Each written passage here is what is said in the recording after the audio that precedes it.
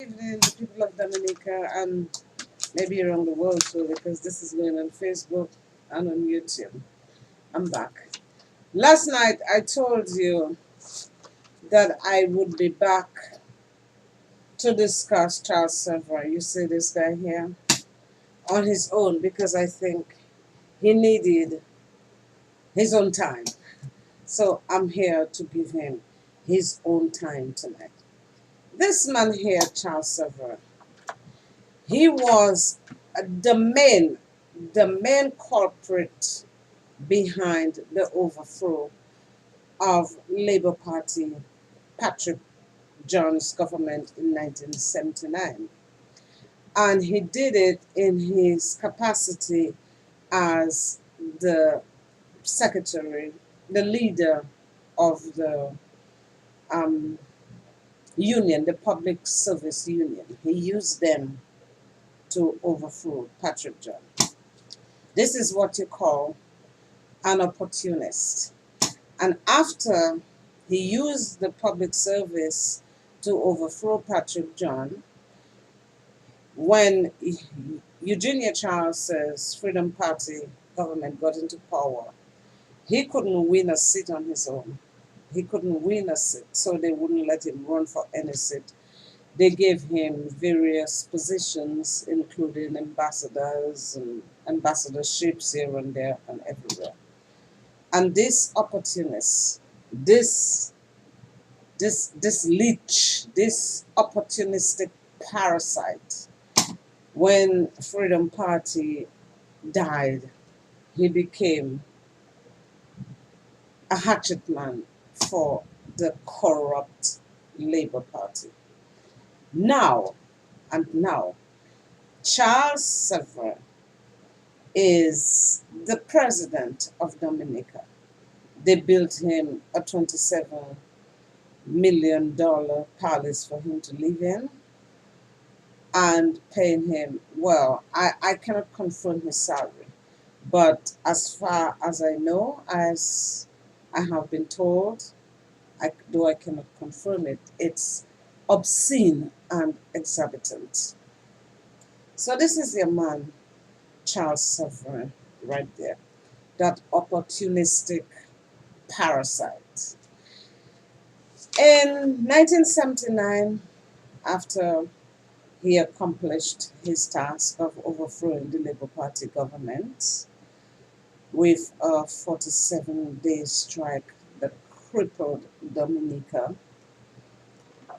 he wrote this article on June 6, 1979. This is the article that I'm talking about. Charles Savrin, June 6, 1979. There are many more, but I chose this one for a reason. I chose this one to show the parallels of what Charles Savrin was talking about in 1979 with what is happening in Dominica today. And he, Charles Savrin, is an integral part of the corruption and the despotic government that he so abhorred in 1979. So here goes, people. Charles Savrin, the role of regional governments. You know, it's a bit difficult to read this because they have it sliced and diced and, all kinds of different shapes and sizes. But I'm going to try my best to make sure that I read it as accurately as possible because I want to give you an accurate representation of what Charles Savrin said at the time. Okay, the role of regional government by C.A. Savrin. Charles, I don't know what his middle name is, Savrin. Soon after the successful overthrow of the Eric Gary government, led by Maurice Bishop, all the other governments of the Caribbean, with the exception of a few, had denounced the manner in which the PRG of Maurice Bishop come into power. The government of Patrick John did not only denounce the government of Maurice Bishop as having been brought about unconstitutionally, but went further to refuse to have its representatives to sit, I don't know, Dominica Defense Force upon whatever. It's people, it's difficult. But went to further refuse to have its representatives sit at the same table with those of the PRG of Bishop, even when at the meeting plans were being discussed to establish a regional police force whose main function, I presume, would be to assure that a similar event did not occur in any of the other islands. The people of Grenada had a very long time been exposing the corrupt practices of Matthew Eric Gary and had been appealing to other leaders of the region and international community to use their influence to cause Eric Gary to desist from following the path of dictatorship. And what is Charles Savrin doing today? He is part of the very dictatorship that he thought was wrong when Eric Gary had it in Grenada. Charles Savrin, you are a despicable man. Do you know how despicable you are, Charles Savrin? Charles Savrin, you know that the administration, the Labour Party administration of Roosevelt Skerrit, is corrupt and dictatorial, but yet you facilitated Charles Savrin. Charles Savrin, what are you? Who are you? What are your values?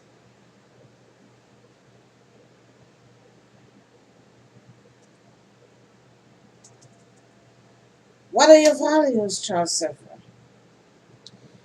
Okay, no one, at least not a premier or minister, did as much as lift a finger, although concrete evidence of mysterious disappearances of opposition members, clubbings, and cold blooded murder of individuals was known to exist. What about Goni Manuel? You know they tried to murder Gon Emmanuel and his wife Charles Savrin. You know that your government, through their henchmen, tried to murder Gon Emmanuel and his wife Greta in their homes on 2010 to hide evidence of the money laundering scheme that was going through his office by Isidore on behalf of Roosevelt Skerrit. Charles Savrin. You know that very well. You hypocrite, Charles Savrin. Oh my God. Today, the sin is not Grenada. The cry to save democracy is not coming from Grenada, however. Grenadians, however. There is a very similar, there is a very close similarity in the nature of the appeal coming from a sister island, Dominica. Prime Minister Patrick John has adopted the same tactics to maintain himself and the rest of his inept government in power. Deja vu, Charles Savrin. Deja vu. And where are you, Charles Savrin? Where are you, Charles Savrin? You hypocrite. You leech. You parasitic leech. A series of hasty and iniquitous laws which have one aim, i.e., to obliterate the individual rights of citizens to free speech. Deja vu. Freedom of association and freedom to choose their parliamentary representatives according to the Constitution have been enacted. The Dominican people have publicized the evil doings of Patrick Jones far and wide, and certainly these have reached the ears of regional governments. Last Thursday's tragedy left a toll of 2 dead, one and 10 wounded from bullets fired by the Dominica Defense Force upon direct orders of the Minister of Patrick John. That was a damn lie, Charles Savrin, and we have to correct the records. It was not a Defense Force bullet that killed Philip Timothy. It was a bullet from one of your Freedom Party hunchmen, hatchet men that killed Philip Timothy. It is a known fact in Dominica. We need to correct the records, people. We need to correct the records.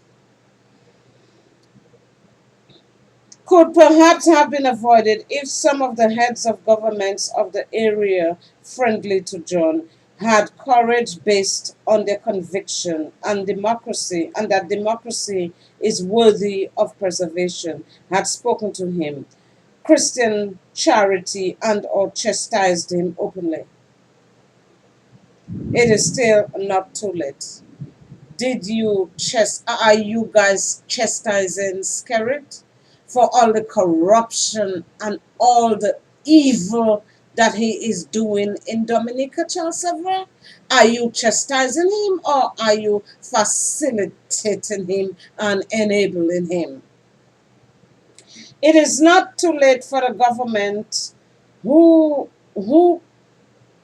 conventioned in St. Lucia recently to call a meeting to discuss events of Black Tuesday and the further possible events of greater magnitude and horror which are hanging over Dominica like sword of Dumacalis. I don't know.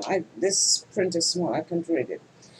Let us face it, a takeover of the Dominica government by force is not a remote possibility. Will the regional governments wait tight-lipped until this is done and then turn around and blame the people for taking whatever action is deemed necessary in the circumstances? Any government concerned about the continued existence of democracy in these parts must help play a preventive role in ensuring that no breakdown in law and order obtain in their sister territories because of the oppressive and tyrannical rule of mad premier or prime minister.